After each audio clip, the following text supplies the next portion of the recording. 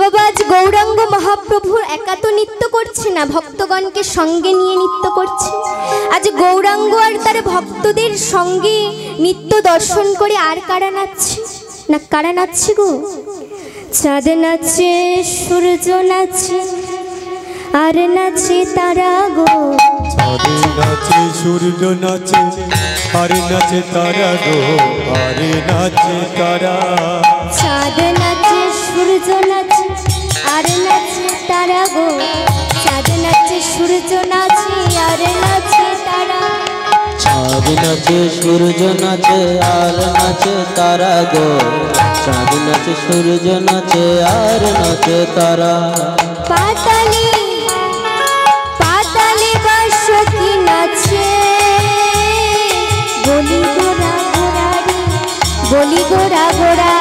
পাতালে পাতালে বাঁশি নাচে, বলি গোরা গোরা রে, বলি গোরা গোরা। বলি হারি যাই রে, বলি হরি যায় রে, বলি হারি যাই রে, বলি হরি যায় রে। গৌরানুরাগে বলি হারি যাই রে, গৌরানুরাগে বলি হরি যায় রে। গৌরানুরাগে হরি হরি বলো, গৌরানুরাগে হরি হরি বলো, গৌরানুরাগে হরি হরি বলো, গৌরানুরাগে হরি হরি বলো। পাতালে পাতালে বাঁশি নাচে, বলি গোরা গোরা রে, বলি গোরা গোরা, বলি গোরা গোরা, বলি গোরা গোরা। আজ মহাপ্রভুর নিত্য দর্শন করি। আজ ছোট ভাই নরহরি আর বড় দাদা মুকুন্দ সরকার এসেছে মহাপ্রভুর কাছে। তো বাবা মহাপ্রভুর কাছে এসেছি, মহাপ্রভু বলছি, তখন ছোট ভাইকে ডেকে বলছে, ওরে তুই আমার সঙ্গে থাক হরি নাম যজ্ঞে। আর মুকুন্দ সরকারকে ডেকে মাথায় হাত রেখে আশীর্বাদ করে বলছে, ওরে তুই গৃহে ফিরে যা। তখন মুকুন্দ সরকার বলছে, প্রভু আমার ভাই তোমার সঙ্গ পেল আর আমি কেন পেলাম না? তোমাকে কি যারাই ভালোবাসে তাদেরকেই কি এমন ভাবে কাঁদতে হয়? তখন প্রভু বলছে, শোনো মুকুন্দ, তোমরা দুই ভাই যদি গৃহ ত্যাগ করে আমার সাথে হরিনাম করো, তাহলে তোমাদের গ্রামবাসী যে ভয় পেয়ে যাবে, এমনকি এই কলির জীবও ভয় পেয়ে যাবে না। কেন না, তারা জানবে গৃহ ত্যাগ না করলে হরি সাধন ভজন করা যায় না। কিন্তু কি তাই বাবা? গৃহে থেকেও হরি সাধন ভজন করা যায়। তাই আজ বলছি মুকুন্দ, তুমি ঘরে ফিরে যাও, ফিরে গিয়ে তোমার ওই বংশের কবিরাজি চিকিৎসা তুমি করো, আর তোমার ভাই আমার সঙ্গে থাকো। আজ তখন কি করেছি? আজ মহাপ্রভু বলছি, তুমি গৃহে ফিরে যাও, আর তোমাকে আমি 4টে দায়িত্ব দিচ্ছি। না বলো প্রভু কি দায়িত্ব? না প্রথমত তুমি বিয়ে করবে, দ্বিতীয়ত তুমি তোমার ওই বংশের কবিরাজি চিকিৎসা তুমি সেটি করে জীবকে সেবা করবে, আর তৃতীয়ত তুমি সংসারে থেকেও যে হরি সাধন ভজন করবে, আমার আশীর্বাদ সবসময় তোমার মাথাতে। তা যে মহাপ্রভুর আদেশ পেয়ে আজ ছোট ভাই নরহরি মহাপ্রভুর সঙ্গ নিয়ে মহাপ্রভুর সাথে সারা জীবন হরিনাম করলো। আর মুকুন্দ সরকার কি করলো না, মহাপ্রভুর কথা শুনে গৃহে ফিরে গেল। মহাপ্রভুর আজ্ঞা পাইয়া মুকুন্দ চলিল, মহাপ্রভুর আজ্ঞা পাইয়া মুকুন্দ চলিল। মহাপ্রভুর আজ্ঞা পাইয়া মুকুন্দ চলিল। আরে মহাপ্রভুর আজ্ঞা পাইয়া মুকুন্দ চলিল। উপনীত হইল। শ্রীখণ্ড গ্রামেতে আসি উপনীত হইল। শ্রীখণ্ড গ্রামেতে আসি উপনীত হইল। আজি শ্রীখণ্ড আনিতে আছে উপনীত হইল। সে যে করে হরির নাম, সে যে করে হরির নাম, সে যে করে হরির নাম, সে যে করে হরির নাম। হরি নাম নাম নাম হরি নাম, হরি নাম নাম নাম হরি নাম, হরি নাম রাম রাম হরি নাম, হরি নাম রাম রাম হরি নাম। বলি আগে তো না, আগে তো না, আগে তো নাম, আগে তো নাম, আগে তো না, আগে তো না, আগে তো না, আগে তো না। ও তোর অহংকারী মঞ্চ হতে, ওই না আগে তো না, আগে তো না। ও তোর অহংকারীর মঞ্চ ওই না আগে তো না, আগে তো না। তবে পাবি অমৃত হরির নাম। অহংকারের মঞ্চ হতে পাবি অমৃত হরির নাম। অহংকারের মঞ্চ হতে তবে পাবি অমৃত হরি নাম। নিতাই গৌর প্রেমানন্দে হরি হরি বল। জগতরের মঞ্চ হতে সে যে করে হরি নাম।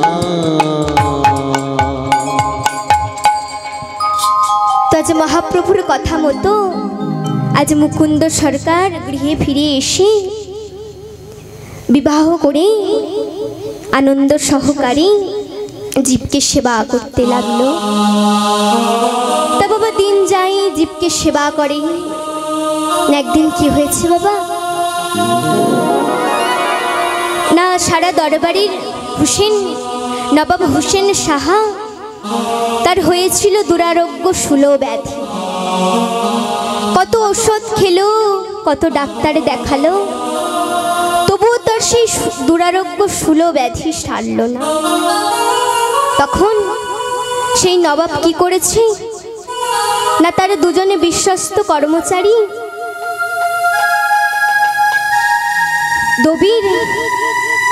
দবিরকে ডেকে পাঠিয়েছে।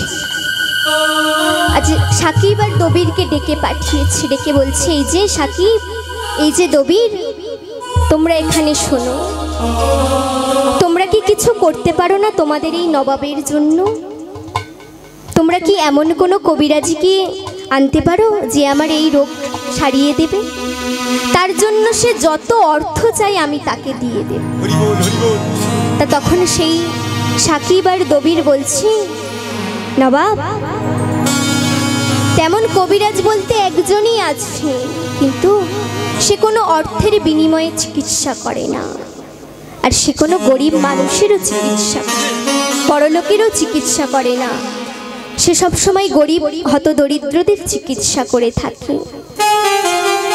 তো তখন নবাব বলছে, সে যদি আমার রোগ সারিয়ে দিতে পারে তাহলে আমি তার কাছে যাব। কিন্তু নবাব আপনি যদি তার কাছে যান, আপনাকে যে সে চিনে ফেলবে, যেন না চিনতে পারি আমি সেরকম করেই তার কাছে যাব। আমি দরিদ্রের বেশ ধরেই আমি সেই মুকুন্দ সরকারের কাছে যাব। আজ কি করেছে নবাব বাবা, হতদরিদ্রের বেশ ধারণ করে একদম সকালবেলা আজ বেরিয়ে পড়েছে শ্রীখণ্ডের পথে। আজ পথে যেতে যেতে সবাইকে জিজ্ঞাসা করছে, এই যে তোমরা কেউ বলতে পারো মুকুন্দ কবিরাজের বাড়ি কোনটা? আর এদিকে মুকুন্দ কবিরাজ কি করছে না, আজ ভগবানকে সেবা দিচ্ছে, গোপীনাথকে সেবা দিচ্ছে। গোপীনাথকে সেবা করে তারপরে জীব সেবা করবে। আজ নবাব যখন এসেছে পথের ধারে, বাড়ির কাছাকাছি আসা মাত্রই একজনকে ডেকে বলছে, এই যে দাদা, বলতে পারো মুকুন্দ কবিরাজের বাড়ি কোনটা? মুকুন্দ কবিরাজ, একটু এগিয়ে যাও, যার বাড়ি থেকে দেখবে হরিনামের শব্দ শোনা যাচ্ছে, সেটাই হচ্ছে মুকুন্দ কবিরাজের বাড়ি। তাতে নবাব মনে মনে ভাবছে, কবিরাজের চিকিৎসাও করেন আবার গানও করেন। এই বলেন নবাব যখন যাচ্ছেন, আজ হরিনামের শব্দ শুনতে পাচ্ছেন কবিরাজের বাড়ি থেকে।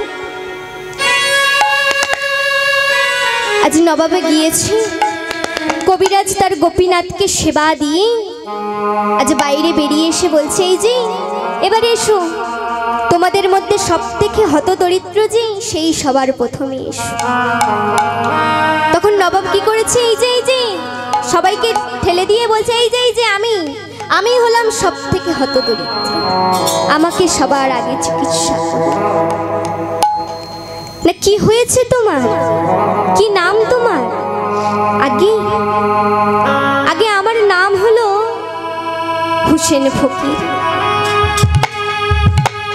কি যে হলো, পেটের যন্ত্রণায় আমি ছটফট করতে করতে যাই। কত ঔষধ খেয়েছি, কত ডাক্তার দেখিয়েছি, কিছু হয়নি। কি যে করি কিছুই জানি না, আপনি আমার দয়া করে আমার রোগ সারিয়ে দিন।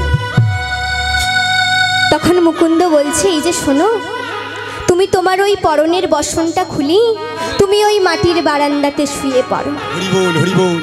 নবাব মনে মনে ভাবছেন, এ বেটা বলে কি, আমি সারা বাংলার নবাব আর আমাকে বলছি কিনা ওই মাটির বারান্দায় শুতে। বেশ, তাই হবে। রোগ সারানোর জন্য যদি আমাকে ওই মাটির বারান্দাতেই শুতে হয়, আমি ওই মাটির বারান্দাতেই শোব। কিন্তু আমার রোগ যদি না সারি, তাই কবিরাজের একদিন কি আমার। এই যেই না বাবা বলি, জামাটা খুলি, ওই বারান্দাতে শুয়েছি বাবা, নবাবের অর্ধেক রোগ যেন কোথায় চলে গেছে। অর্ধেক রোগ সেরে গেছে। নবাব উঠে বলছে, কবিরাজ,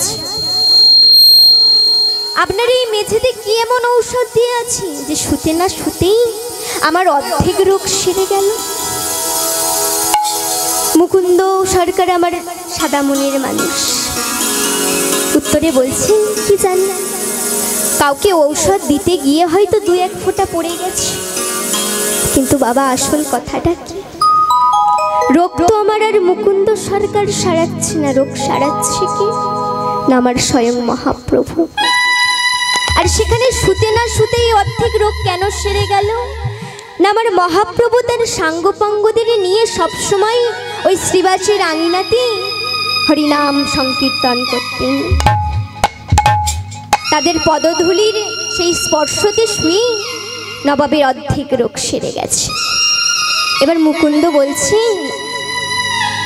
অর্ধেক রোগ তো সারলে হবে না, পুরোপুরি ভালোভাবে সারতে হবে। তাই এসো, তুমি জিহ্বাটা বার করো, আমি তোমার জিহ্বাতে একটু ওষুধ দিয়ে দিই। তো বাবা যেই না জিহ্বাটা বার করেছি, জয় মহাপ্রভু বলে কয়েক ফোঁটা ওষুধ দিয়ে দিয়েছি। যেই না বাবা দিয়েছি, নবাবের এত দিনের দুরারোগ্য শূল ব্যাধি সব যেন নিমিষের মধ্যে কোথাও উদাও হয়ে গেছে। তা নবাব তখন বলছি, কবিরাজ, তুমি এত বড় কবিরাজ চিকিৎসক হয়ে তুমি এই গ্রামে পড়ে থাকবে, আমি তা দেখতে পারবো না। কাল সকালেই আমি আমার কর্মচারীদের পাঠিয়ে দেব, তুমি আমার রাজ দরবারে চলে যাবে। তখন মুকুন্দ সরকার বলছে, কে তুমি, এত বড় বড় কথা বলছো যে? তো তখন নবাব বলছি, পরিচয় লুকিয়ে রেখে আর কোনো লাভ নেই, আমার রোগ যখন সেরে গেছে আর পরিচয় গোপন করে কোনো লাভ নেই। তা কবিরাজ, আপনি যখন আমাকে চিনতেই পারেননি, তাহলে বলি, আমি এই সারা বাংলার নবাব হোসেন শাহ। আমি দেখতে পারবো না আপনি এত বড় চিকিৎসা হয়ে এই গ্রামে পড়ে থাকুন। তা কাল আমি হাতি পাঠিয়ে দেব, আপনি সেই হাতির পিঠে চড়ে আমার রাজ দরবারে চলে যাবেন। তারপর এই বলে কবিরাজ আমার নবাব চলে গেলেন। আর কবিরাজ মনে মনে চিন্তা করছেন, হে প্রভু, তুমি আমাকে বলে দাও আমি এখন কি করব। না, আমি যে বড় লোকেদের চিকিৎসা করি না, আমি যে দরিদ্রদের চিকিৎসা করি। নবাব আমাকে যেতে বলে গেল, আমি কি করব প্রভু এখন। তখন মহাপ্রভু আমার স্বপ্নেতে বলছে, ওরে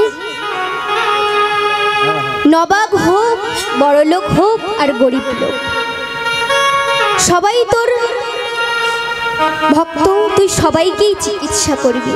তখন যখন নবাব তোকে বলেছি তোকে যেতে, তাহলে তুই যা, গিয়ে চিকিৎসা কর। তা নবাবের কথা মতো হাতি পাঠিয়ে দিয়েছে আজ মুকুন্দ কবিরাজ। সেই হাতির পিঠে চড়ে আজ নবাবের রাজ দরবারে যাচ্ছে। রাজ দরবারে বাবা যেই না এসেছি, নবাব তার সিংহাসন ছেড়ে দিয়ে ছুটে এসেছে। মুকুন্দ কবিরাজ, আপনি এসেছেন, চলুন চলুন ভিতরে চলুন। আজ মুকুন্দ কবিরাজ বলছি, নবাব আপনার কথা মতো আমি এখানে এসেছি ঠিক কথা, কিন্তু আমি ওই রাজ দরবারে যেতে পারবো না। না কেন?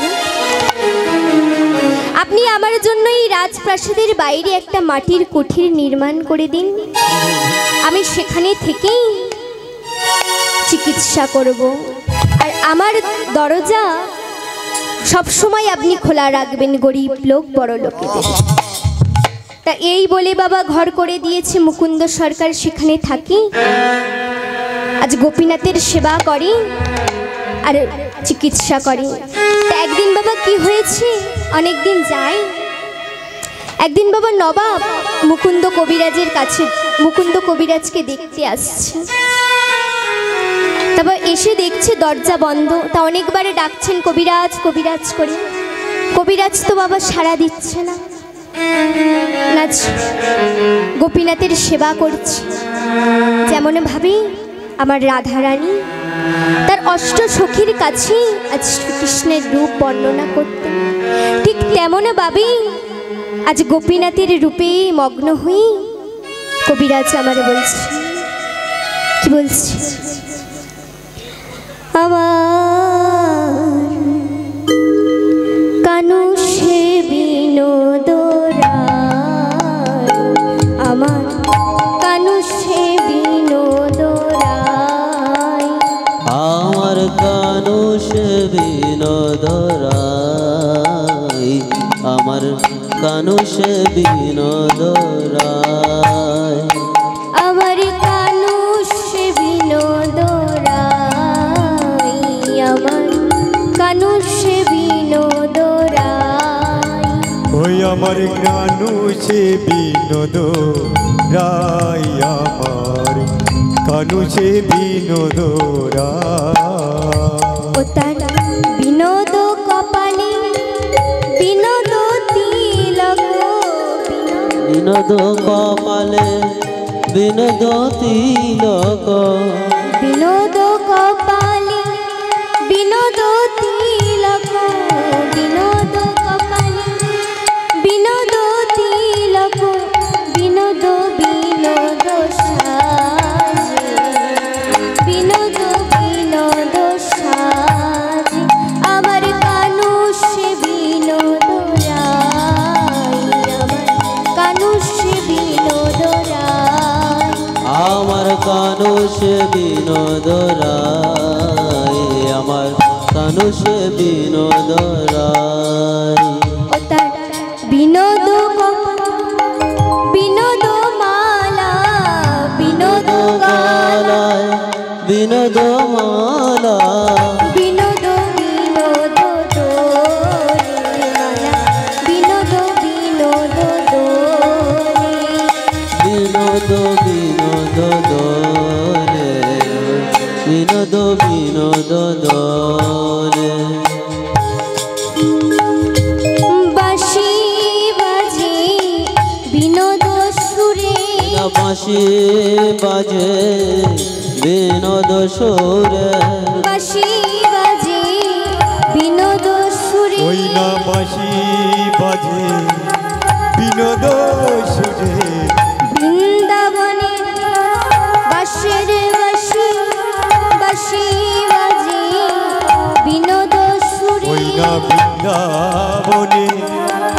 বাজে রে বাঁশি বাঁশি বাজে বিনোদ সুরে বৃন্দাবনে বাঁশির বাঁশি যার যেমন কান তেমনি শোনে বৃন্দাবনের বাঁশের বাঁশি যার যেমন কান তেমনি শোনে বৃন্দাবনের বাঁশের বাঁশি যার যেমন কান তেমনি শোনে বৃন্দাবনের বাঁশির বাঁশি যার যেমন কান তেমনি শোনে নিতাই গৌর প্রেমানন্দ হরি হরি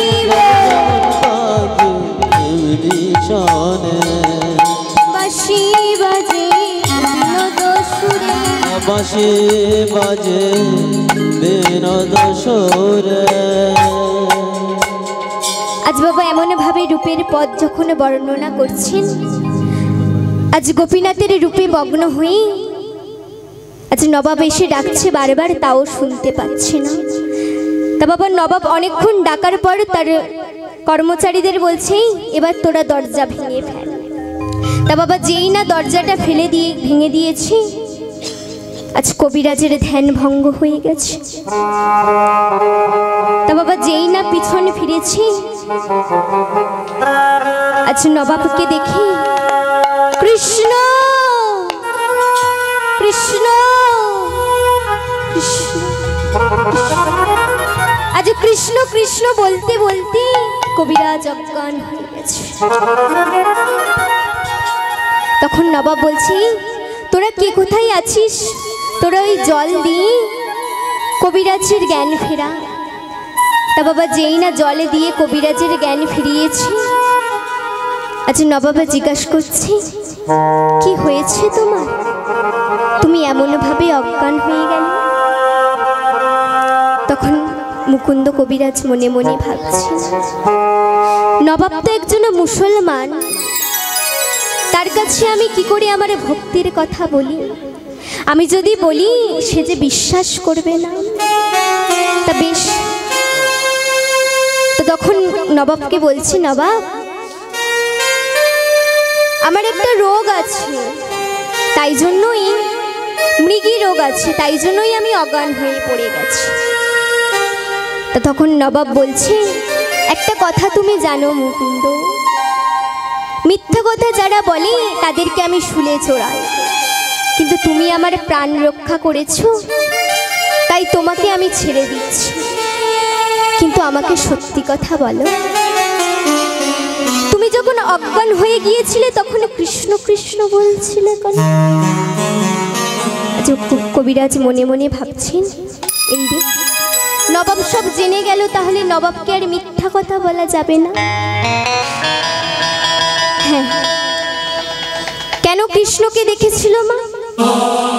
না রূপের পদ বর্ণনা করছিল, আর নবাবের পিছনে যে কর্মচারীরা পাখা দিয়ে বাতাস করছিল, সেই পাখাতে অসংখ্য ময়ূরের পালক লাগানো ছিল। সেই অসংখ্য পালক দেখেই যতগুলো পালক ছিল ততগুলোই কৃষ্ণ কৃষ্ণ দেখছে, তাই আজ কৃষ্ণ কৃষ্ণ বলতে বলতে কবিরাজ অজ্ঞান হয়ে গিয়েছিল। তখন নবাব বলছে বেশ, পৃথিবীতে বাবা সব কিছুকে ধরে রাখা যায়, কিন্তু কৃষ্ণ ভক্তকে কোনোদিন ধরে রাখা যায় না।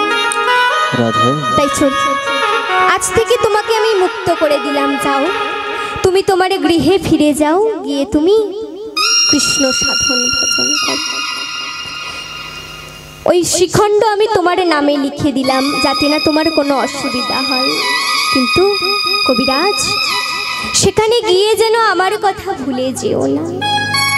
তাই আজ কি করেছি, আজ নবাবের কথা মতো মুকুন্দ আজ গৃহে ফিরে গিয়েছে।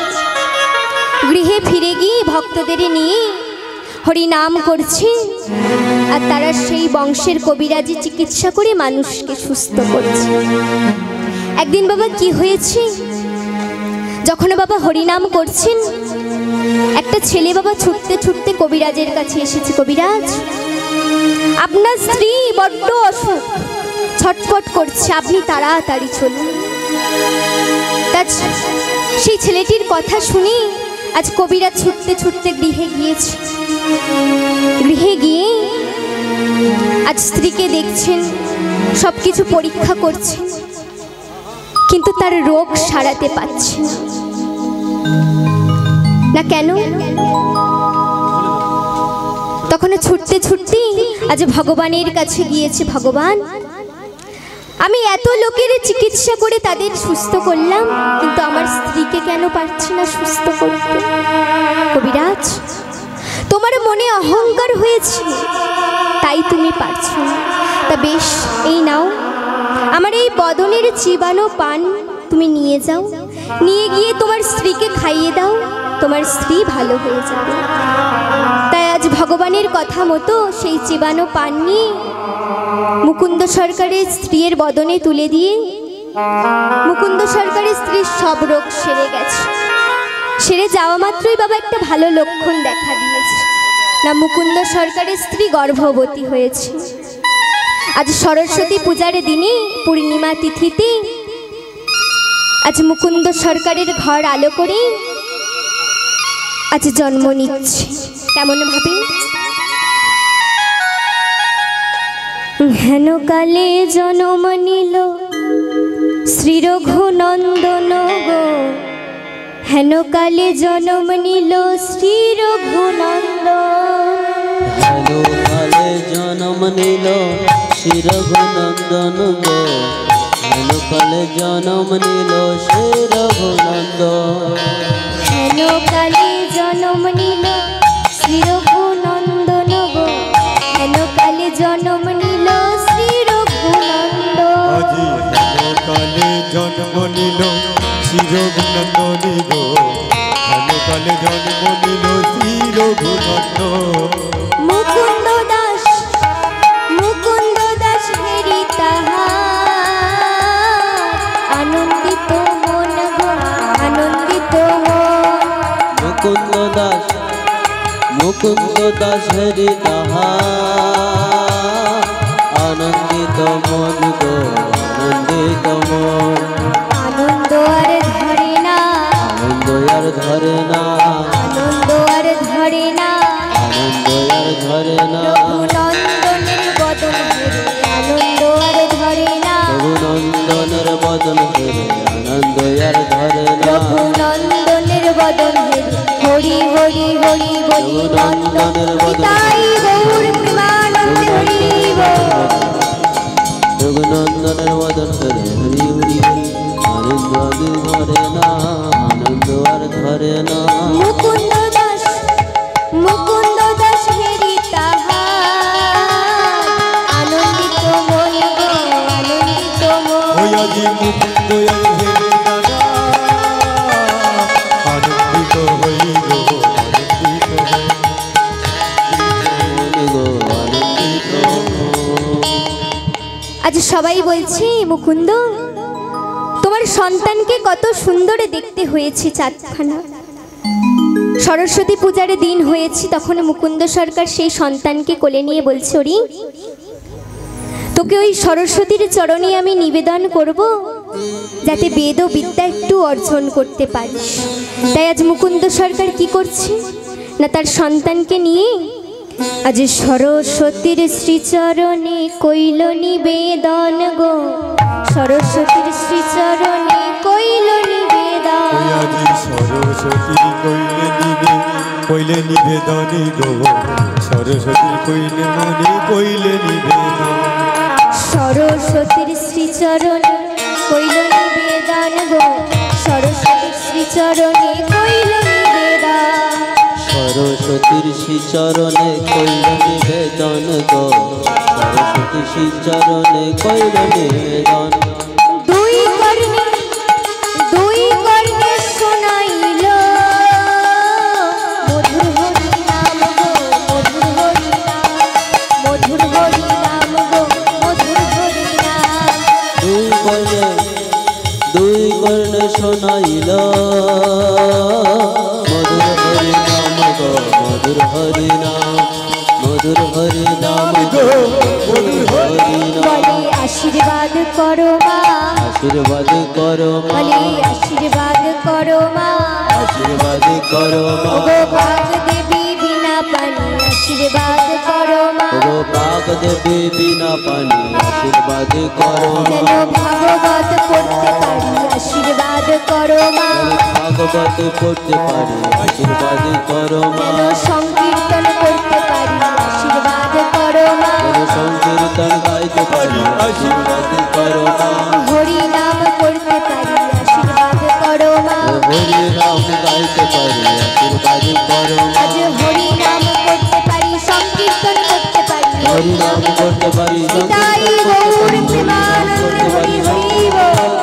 হরি নাম করতে পারি সংকীর্তন করতে আশীর্বাদ করো মা আশীর্বাদ করো মা দুই পাশে শোনাইল মধুর নাম গো দুই পাশে শোনাইল মধুর হরি নাম গো মধুর হরি নাম মধুর হরি নাম গো মধুর হরি নাম হৃদয় গৌর হরি বল। আজ রঘুনন্দন ধীরে ধীরে বড় হয়েছে, গোপীনাথের সেবা করছে। আর রঘুনন্দনের সংস্পর্শে সেই পাথরের গোপীনাথ রঘুনন্দনের হাতে নাড়ু সেবা করেছে। আর রঘুনন্দনের সংস্পর্শে তার পিতা মুকুন্দ সরকার গোপীনাথকে দর্শন করেছে। এখানেই ভক্ত আর ভগবানের মিলন হলো। আজ সবাই মিলে উলুধ্বনি, জয়ধ্বনি, শঙ্খধ্বনি হরি করবে। বল হরি বল হরি না মিলন করে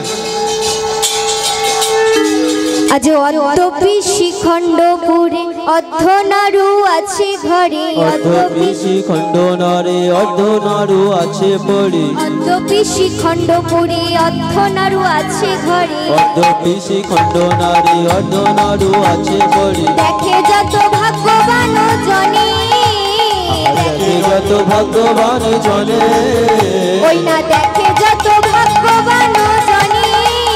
দেখে যত ভগবান জনে হরি হরি বল, হরি হরি বলো হরি হরি বল, হরি হরি বলো মিলন হলো হরি হরি বল, মিলন হলো হরি হরি বলো মিলন হলো ভক্ত আর ভগবানের মিলন। শ্রী গুরু নিতাই গৌর প্রেমানন্দে হরি হরি বল। হলো ভক্ত আর ভগবানে মিলন হলো। রাধে রাধে গোবিন্দ জয় জয় রাধে রাধে গোবিন্দ জয় জয় রাধে রাধে গোবিন্দ জয় জয় রাধে